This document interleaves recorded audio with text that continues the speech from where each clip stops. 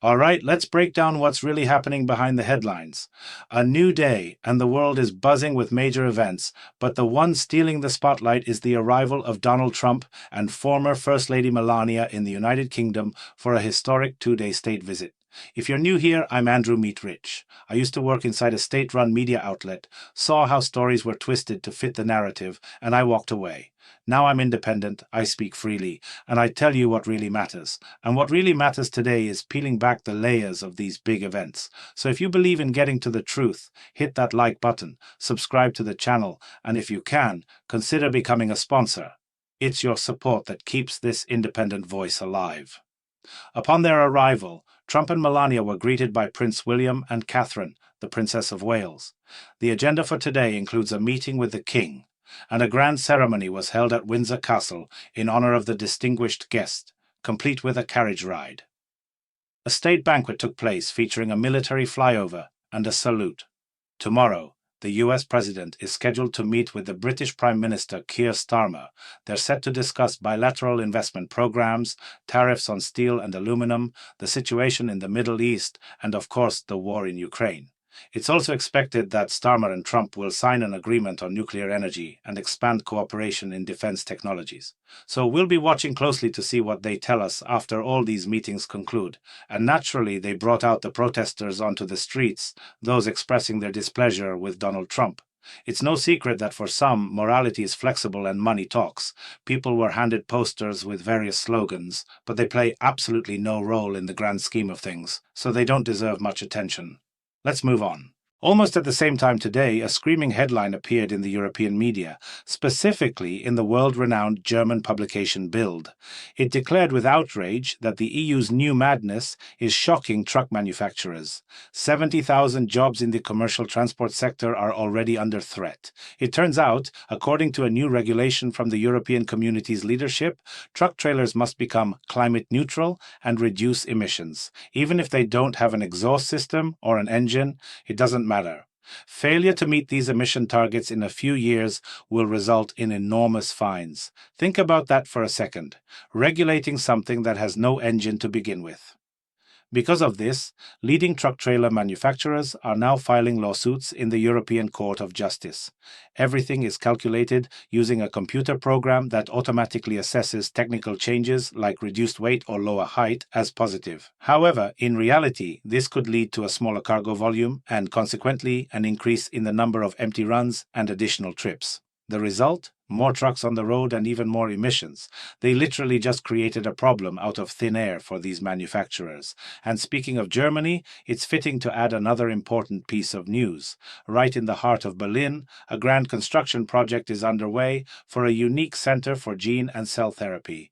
This will be a 10-story building covering 20,000 square meters, a true scientific hub where technology meets hope. The center is being built for people who cannot be cured by traditional medicine, for cases where conventional methods are simply powerless. This massive project is a partnership between the Charité University Hospital, the pharmaceutical corporation Bayer, and the Berlin Institute of Health. The goal of this center isn't just research, it's to implement discoveries directly into healthcare. In other words, they will be testing various new methods right there. 20 startups, young teams, and well-known biotech companies will all be under one roof, with its own facility for producing medications. These are the treatments they'll be trialing and, upon success, rolling out. So, to put it briefly and delicately, startups and a pharmaceutical giant will be working side by side. The complex will also have a manufacturing unit to develop gene and cell therapy drugs up to the second clinical phase. This means they won't just be conducting research, they will be producing real medications that can be used in clinical trials on humans up to a certain stage. This is a huge leap forward. If you think this kind of analysis is important, make sure you're subscribed, because we're just getting started.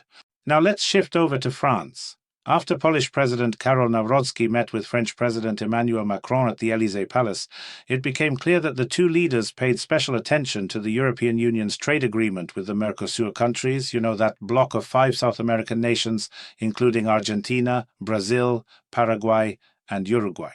Both presidents, representing the interests of European farmers, spoke out against this agreement, stating that it could seriously harm the agricultural sector of the European community due to unfair competition. It's all heading in that direction. And while the French president said he has many doubts about the agreement, just words, really, the Polish leader went a step further. He pointed out the geopolitical risks associated with this trade deal. Poland is extremely unhappy with this development. So the intrigue continues. What will happen next? For the farmers, this is a massive problem. But the French president and his government have other issues to deal with besides angry farmers. France is bracing for another day of strikes and demonstrations of an exceptional scale. We haven't seen anything like this before. It's all scheduled for September 18th.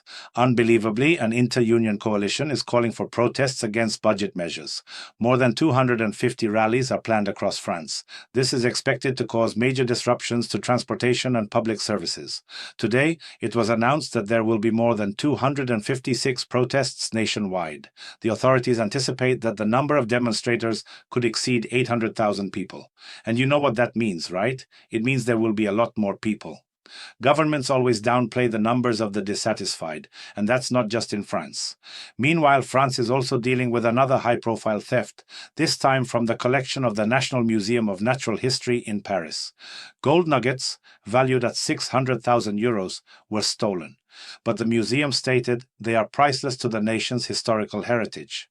They also added that the theft occurred at a critical time for cultural institutions, particularly museums, and acknowledged that several public collections have been targeted by thieves in recent months, and it's likely this negative trend will continue. On another note, in a blow to the British Prime Minister Keir Starmer, London's High Court ruled that an asylum seeker who arrived in the UK on a small boat cannot be deported to France. Starmer, as you know, is under intense pressure to stop these small boats carrying asylum seekers across the English Channel from France, so this is another major setback for his plans. A pilot program called One In, One Out, announced by the UK and France back in July, which involved returning people from Britain to France, is already proving unsuccessful. There are now serious obstacles in the way. Now for some updates from the United States. The Wall Street Journal, a well-known but now questionable publication, has started reporting that former U.S. President Joe Biden is leading a much more modest life than his Democratic predecessors, particularly Barack Obama and Bill Clinton.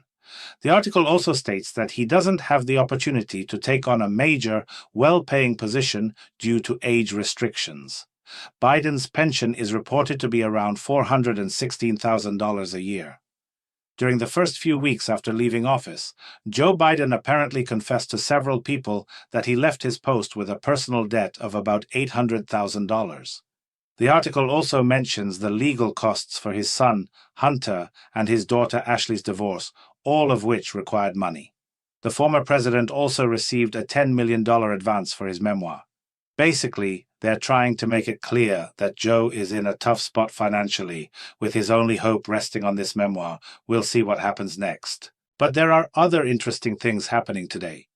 The world-famous magazine The Economist has once again surprised many with its cover. As you know, The Economist has an unofficial reputation on social media as a prophetic publication. Well, this new cover depicts a family of 3 and 1 car, with nobody else around.